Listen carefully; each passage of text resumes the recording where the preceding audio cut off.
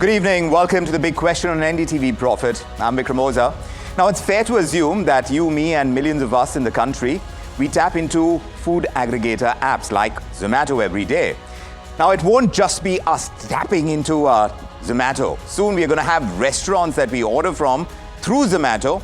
They will be tapping us as well. Zomato has decided to share our contact number with restaurants. Yes, you do have to give your explicit permission for this. And if you decide to opt in, the rationale, we are told, is that it will speed up our deliveries, improve coordination between the app, us, the customers, and the restaurants.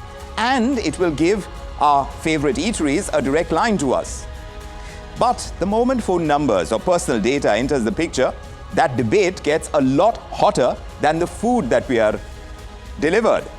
Privacy advocates, they're warning that this could open the floodgates to promotional pings, WhatsApp blasts, and what have you. And already we have the new DPDP norms, the Digital Personal Data Protection Rules.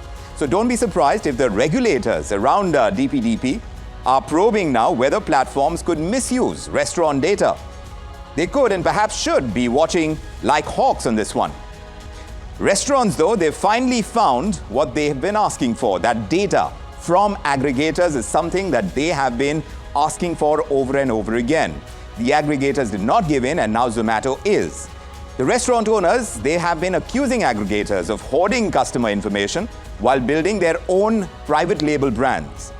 So suddenly the restaurants are seeing a powerful new advantage. But where does that leave you and me, the consumers? Frankly, it is a split decision to share or not. To get smoother service and perhaps better deals, that is one line of thought. For others, it could be a big marketing migraine because that may not be what they signed up for when they clicked OK to Zomato for sharing their phone number with the restaurant. And if Zomato does it, industry watchers say that Swiggy will not be far behind. Media reports are suggesting that the restaurant associations, they are pushing for exactly this with Swiggy even as we speak. So, which is why we have the big question this evening. With Zomato now set to share your phone number, is it really going to add to your convenience as a consumer, or is it going to compromise your privacy? Important question to ask tonight, and that's why it's here on the big question on NDTV Profit. Let me introduce you to them.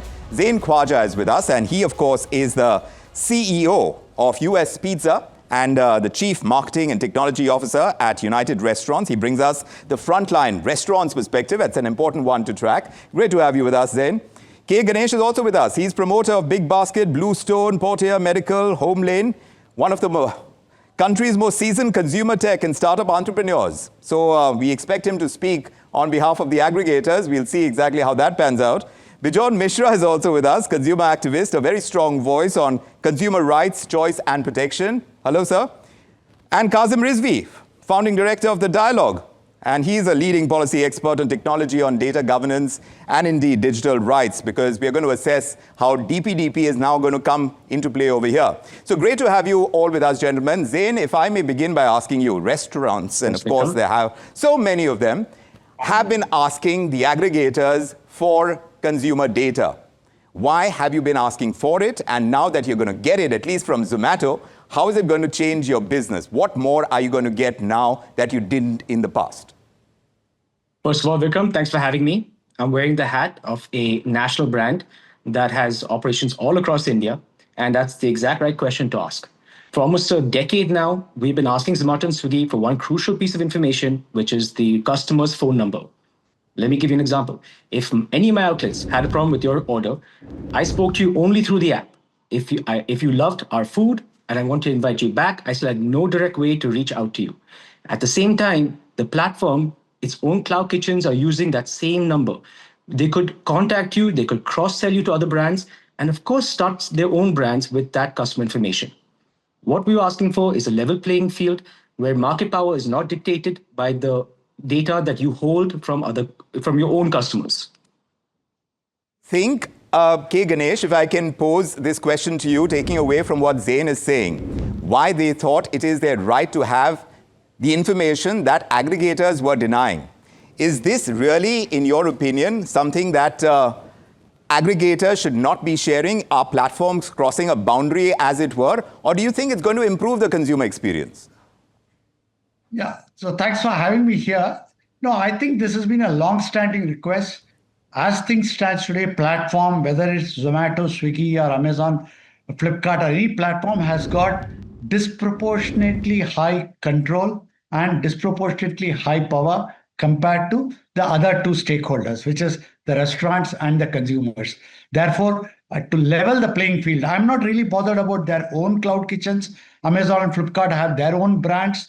They have data. They will use the data to do their own business and create their own brands or cloud kitchen. That is a given. But a level playing field, I think, definitely will help the restaurants to some extent and definitely help the consumer. What's happening today is because if the platform is so powerful that it decides as a consumer what restaurants I see, what brands I see, and what discounts I see, all of that stuff, which definitely is not good for anybody. What they call as platform tax or platform hegemony, right from Meta to Google to Swiggy, Zomato to the Flipkart, Amazons of the world, is very one-sided today. So this is a long-standing welcome move.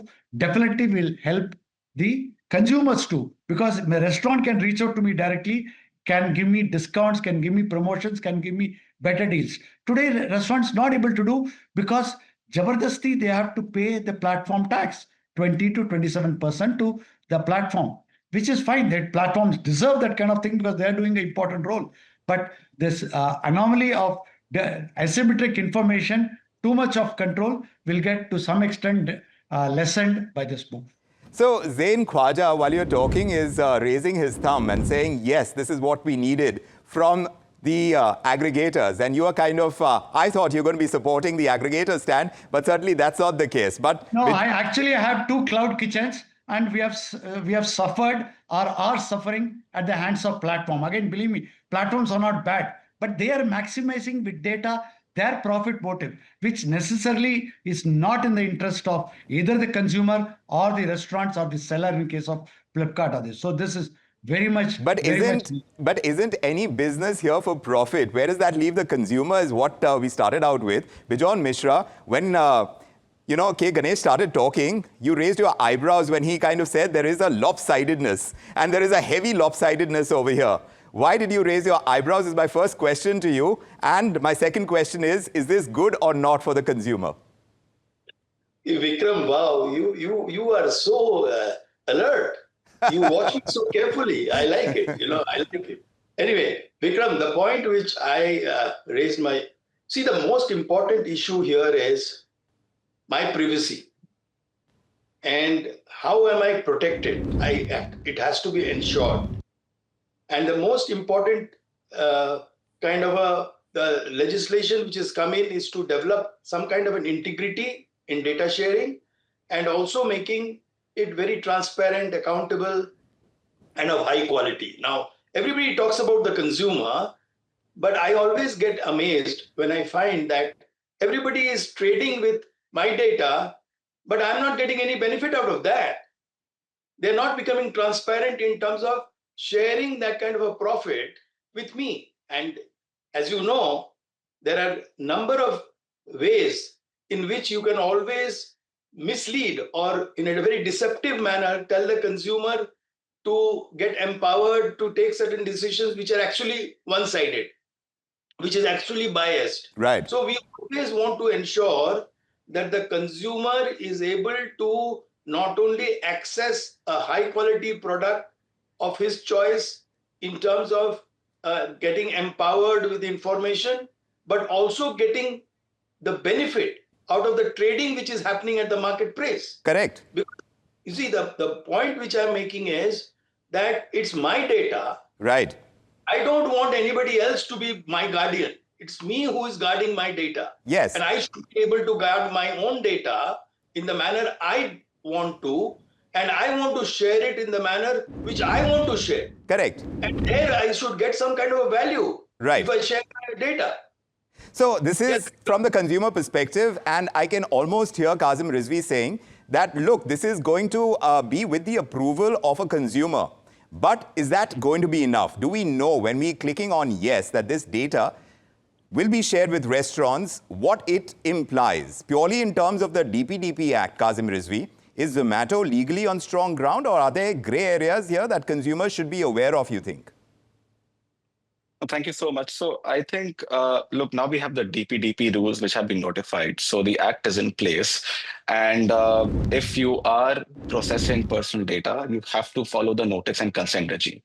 So if, let's suppose, Zomato is sharing my phone number with a restaurant owner, they have to seek consent from me, which has to be very granular, which has to be very clear, unambiguous, and it has to be in plain, simple to understand language, right?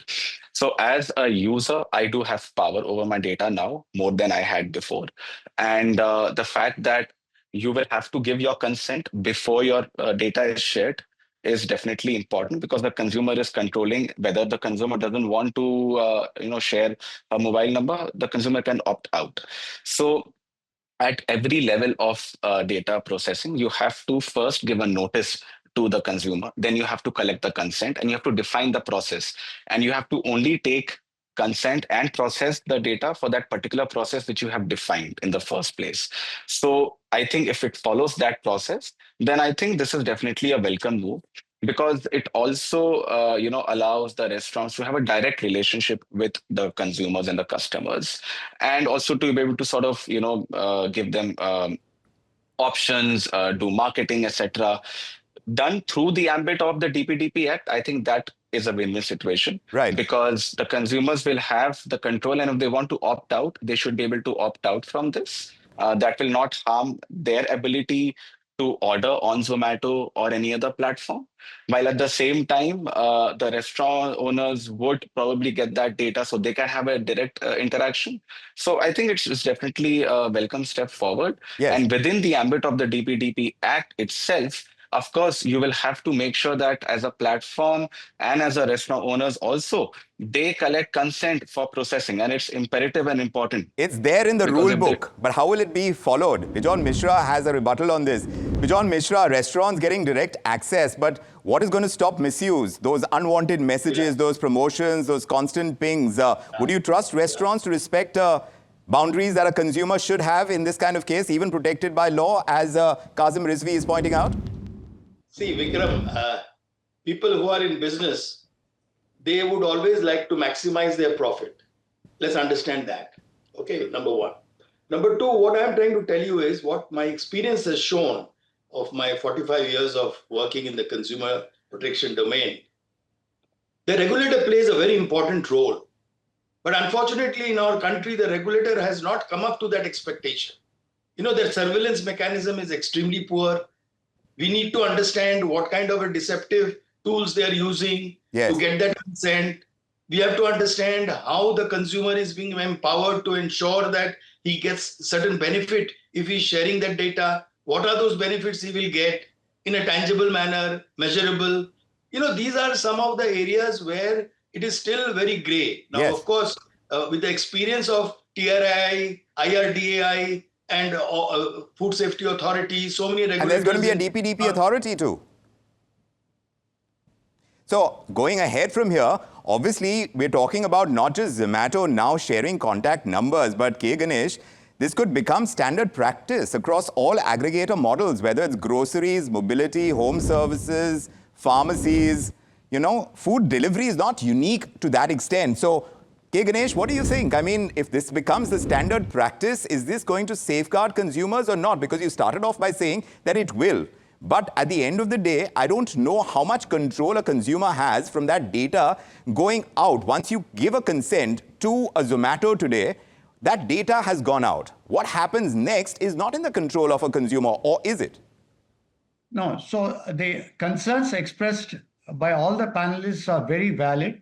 The devil is in the details of actually implementing the act. Right now, when I see the punitive penalties and the quantum of penalties seem to be large enough to deter people, but the concern is valid. See, for a company like Zomato, Swiggy, Flipkart, Amazon to be able to protect consumer data, to do enough safeguards, they are large companies, huge reputational risk, and have large funding and strong board and governance to be able to implement it. My concern will come when you give it with my consent, with the consumer's consent only. So that's very clear. Consumer has to consent. With the consent, you have given it to 100 restaurants. Some of the restaurants are 4 people, 1 shop restaurant. They don't have the wherewithal, technology, process, governance, ability to protect my number as Zomato or Swiggy or Flipkart can protect. So there is the concern is expressed, a genuine concern. Now, what do I do? Zomato will protect, but Zomato has given it to 100 people. One of them is a mom and pop restaurant. They, even with their best intent, do they have the system and governance? How Zomato is going to ensure? As a consumer, I have given a consent to give it to the restaurant, but I have no way of ensuring that that small restaurant is actually protecting. So all these are unanswered questions as of now. Maybe Zain Khwaja has answers. So many unanswered questions right now, Zain. Now there are questions about protecting the rights, the privacy of a consumer. How are you as a restaurant going to protect my privacy of data? Now, look, I would like to say that phone numbers should be treated as a privilege and not a free-for-all. But as your previous guest alluded to, there are hundreds of restaurants, and there's no way that all of them are going to be very careful about how they use the phone numbers. However, we have to look at the other side as well. It's easy to say that we'll be giving market power back to us. What does that mean? Zomato's margin, percentage margin, has gone up by over 50% in the last 7 years. That means that moving power back to restaurants could actually see a decline in prices of food, and has gotten very expensive to do food delivery. I'm telling you, restaurateurs are barely making margin on this. Now, on the other hand, like you said, consent has to be real and has to be revocable and not in fine print and not bundled. And I think with that, customers will start to get used to how much SMSs and WhatsApp they're being bombarded with, whether they're okay with it, whether they're going to opt out. It's a free market, and we will come to a dynamic equilibrium eventually. No, but I want to ask you, Zain, how exactly is the business model likely to change for restaurants now that you're going to get this data? Ultimately, everyone is in the business to make profits. And right now you're telling me that it was lopsided in favor of the aggregators, and that has made the food prices of deliveries at least go up. Now, restaurants were free to have their own delivery mechanisms. But did that not work out for your cost structures? We almost all of us did have delivery mechanisms before. And what Zomato did when they came in is build a central platform, a one-stop shop that required no one else. I think I looked at a study where for food delivery, the only other app that could survive alongside Swiggy and Zomato was Domino's. And I mean, that's great for the pizza industry, but not great for the rest of us.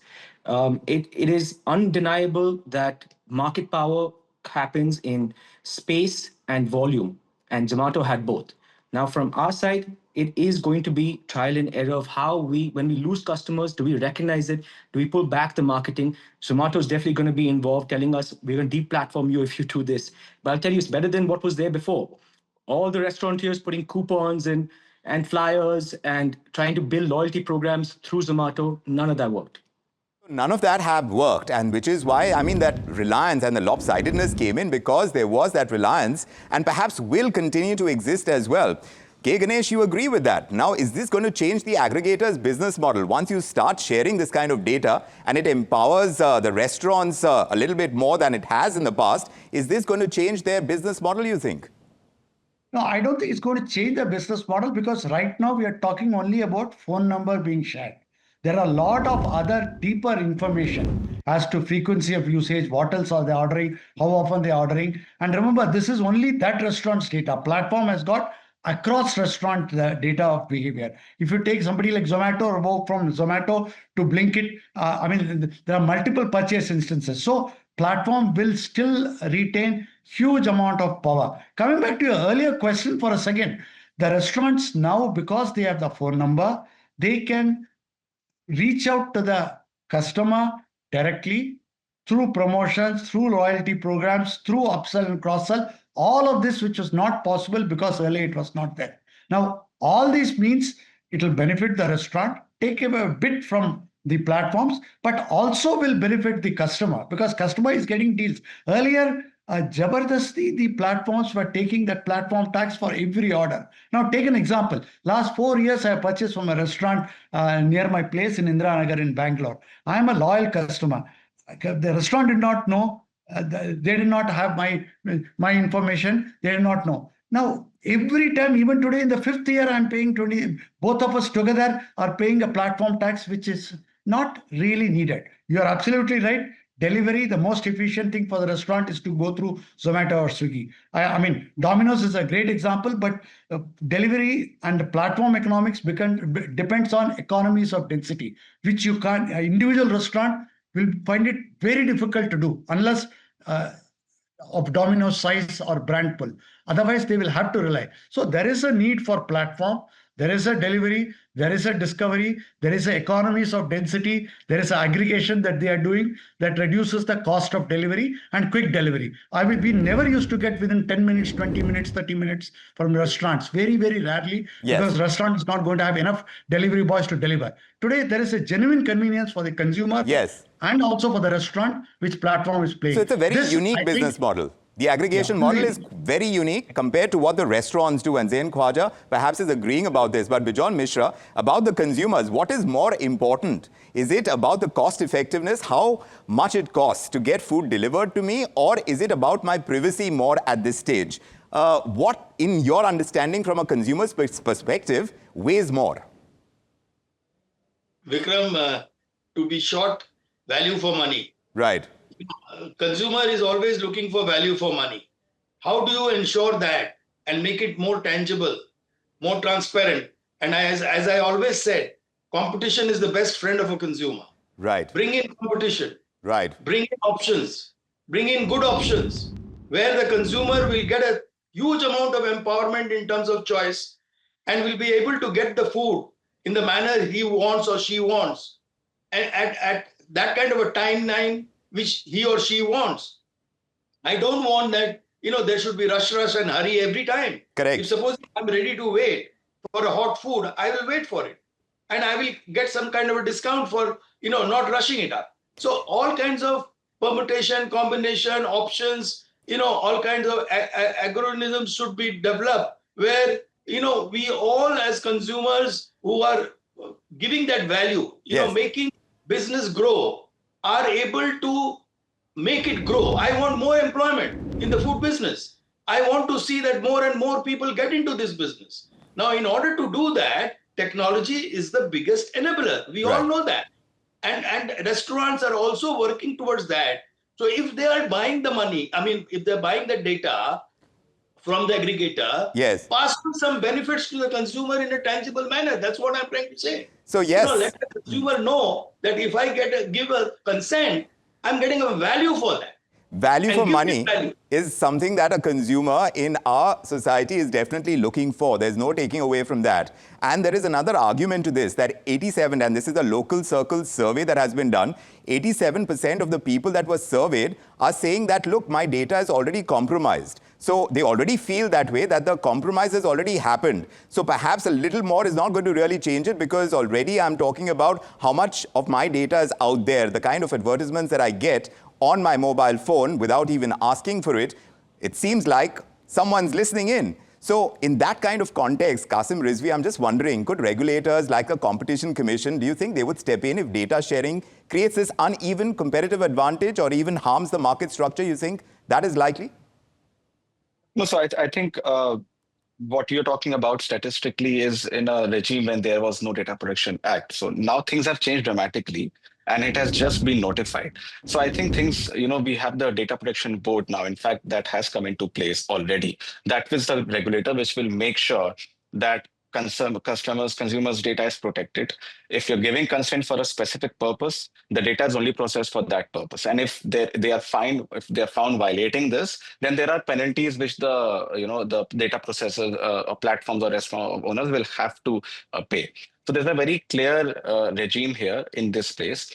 And there are best practices which the restaurant owners can follow, right? They should collect consent. It should be affirmative. The fact that there should not be any overly broad consent as well. Yes. They should have easy mechanisms for the customer to withdraw consent as well. Let's say if I don't want to tomorrow give consent or give my phone number, then there should be easy mechanism for me to withdraw the consent as well.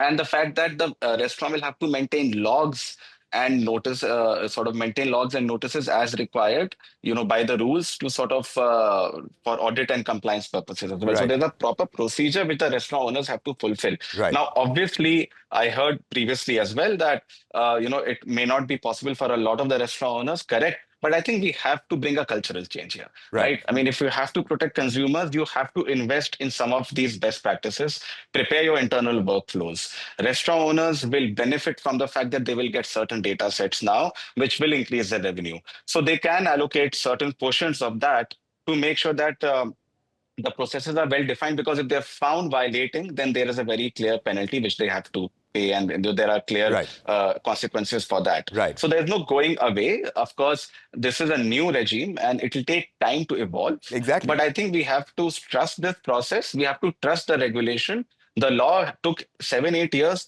through multiple consultation processes to come where it is, and it's a very robust Data Protection Act. And I'm quite confident that eventually whoever is processing data will have to follow and comply through internal processes which have to be well defined. Right. You have to invest in these things as a restaurant. But invest owner. There's time. no going away from it. And invest, you have to yes, invest restaurants as well. And money. And money. Yes, and restaurants, exactly. Yeah. As we wind this up, Zain, and very short comment, do you think this is a net positive for the restaurant business? Yes or no? Undoubtedly, yes. Yes? Ganesh, is it a net positive for aggregators? No, it's not a net positive for aggregators. I can see some positiveness, but net it will be sharing some of the gains and sharing some of the private data which gave them power with other people. But over the long run, it's good because they have been heavily criticized and in warpath with Competition Commission and also in warpath with Restaurant Association for not sharing this. And Bijon Mishra, very quickly, net positive for consumers or not? Yes, of course. I always believe that there should be innovation, there should be creativity, there should be choice to the consumer. So this will offer a certain choice. Yes. It will bring competition. So it is good for consumer. All right, this debate goes right to the heart of India's digital economy: convenience versus privacy, innovation versus responsibility. As always, the Indian consumer is going to decide which way the story goes, and we'll be tracking it. But a big thank you to my guests, Zain, Khwaja, Ganesh, Bijon Mishra, Kazim, Rizvi. Thank you very much, gentlemen, for your deep insights on the big question tonight on NDTV Profit. Pleasure having you with us. Thank you, Vikram. And indeed, the big question keep coming. Here on NDTV Profit, we'll keep you informed and we'll have you participate in all the big discussions. We'd love to hear from you as well. But for the moment, from me, Vikram and the entire team, keep it with us here on NDTV Profit. Good evening.